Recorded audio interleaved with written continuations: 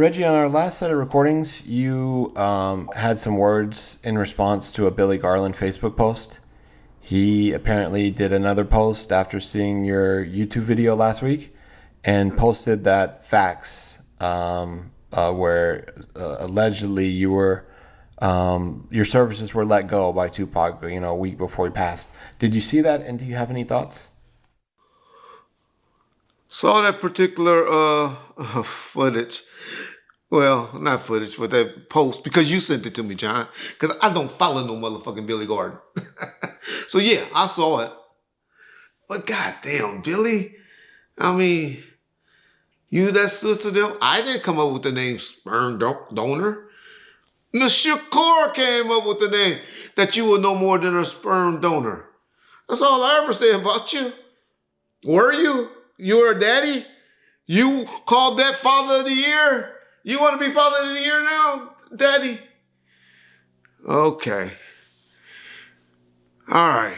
So you could tell me that because you went and saw Tupac 2 times in prison, no times the whole 11 months he was out of prison.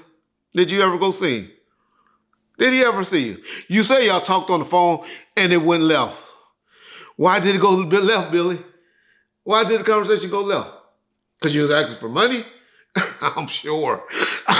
I'm sure. But Mr. Suge Knight will be telling that story real soon. Why that conversation went left. Because you know what you wanted. You know what you was begging for. But I'm staying out of it. But here's some evidence to who he thought his daddy was, who he calls his daddy, who he respected, Billy. Here, he was doing shout outs on when he was doing the Makaveli album, on his last album that he was working on during that time, before he passed away. So this is after you and him, he done showed you his dick, and you saw that his dick was intact, as you say. You done went up there at the prison, and you and your wife and him and his new wife taking pictures together and visiting, which everybody take a visit. You go up there right now and pull out anybody at prison, they gonna come out because they want to get to the vending machines and they want to get from not having to work and they want to have those visits. That's just how niggas is with visits. But okay, you made that long drive, as you always say, that tough, hard drive to go and see Pac. Thank you for that, Billy. I'm sure Tupac appreciated it. But even after all of that, look who's he put down, and he thinks, gives special shout outs that obviously are close family members. After you and him been reunited, according to you. You remember a guy named Legs? You remember Legs? Who he thought, or he called one of his fathers? He shouted him out. Matter of fact, John, tell him so they'll know his real name. Tell him his real name, John. Kenneth Saunders. Can y'all see that? Do y'all see that? Who else did he mention and gave special shout outs to, John? Mutal's grandmother, Mutulu Shakur, Geronimo Pratt, Boot Camp Click, and Death Row. No. But did he say anything about Billy Garland?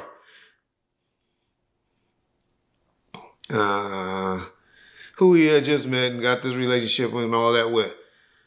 We know he cared about his Aunt Glo.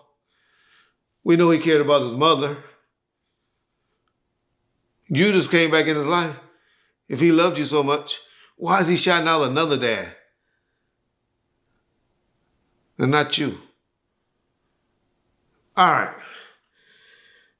So for this firing Reggie Wright shit, for the 100th time, okay, apparently, maybe I must have got a letter faxed over to my office. Sometime, in August of 27th, right? Whose security was with him every day in New York when he was out there? Who to security? Michael Moore and Al Giddens. Who do they work for? Death Row? No, they work for Right Way Protective Services. who was supposedly fired, as you say. Because Reggie Wright ain't never got no motherfucking body. Reggie Wright was the security company owner. All right? So let's get that motherfucking straight. But two guys that worked for me that put money in my family mouth and all of that was there working with him.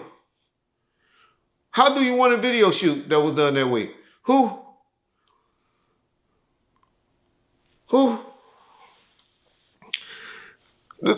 When he was in Vegas, who was with him? It was supposed to have been two. That's the only thing y'all can ever throw at me. Is why I didn't have two guys on him. It's the only thing I can say. Kevin Heckey fucked me. I had two guys on him while he was there, but not while he was in Entourage. When he had 20 homeboys with him that I would have rather had than any of my two sorry-ass security guards. 20 of them following behind him. Y'all don't know. Y'all know he's rich and all this. You got plenty of security, plenty of tickets to go to the fight. Death Row had seats all over. Yeah, they probably had 6 to 8 tickets. So you think we're going to use them all up for security? But no, they should have been standing outside the door when he come walking out. I'd give y'all that, if that's what y'all argument going to be. Okay, yeah. But Tupac was cool with who he had with him.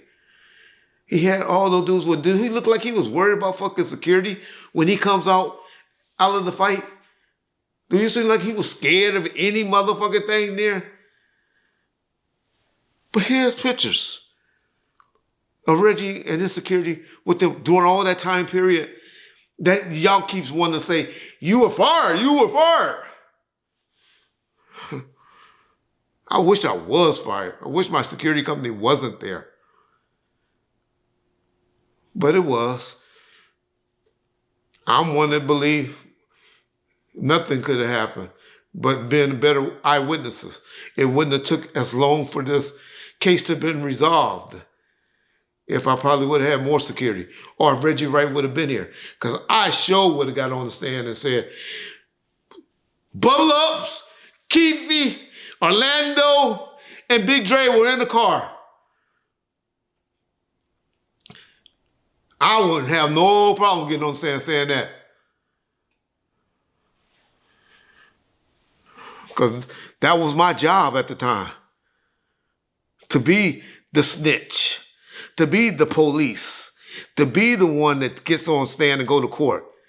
That's why no conversation. You threatening Frank. I ain't threatening Frank. I'm telling Frank, nigga, you supposed to do your motherfucking job. You making my security company look bad. You better come and do what you supposed to do. And tell what happened. Tell what you saw. I ain't telling him to say this or say that. Just telling him to tell what you saw. Come to court. But y'all want to create this hero or whatever because he took the gangster code? Is that what y'all believe? Frank took the gangster code? No, he took the bitch code of not wanting to cooperate. He wanted to get up under the government and all of that. And in this case, and all that to go away and not help and do his job. But I know that's too deep for a lot of y'all.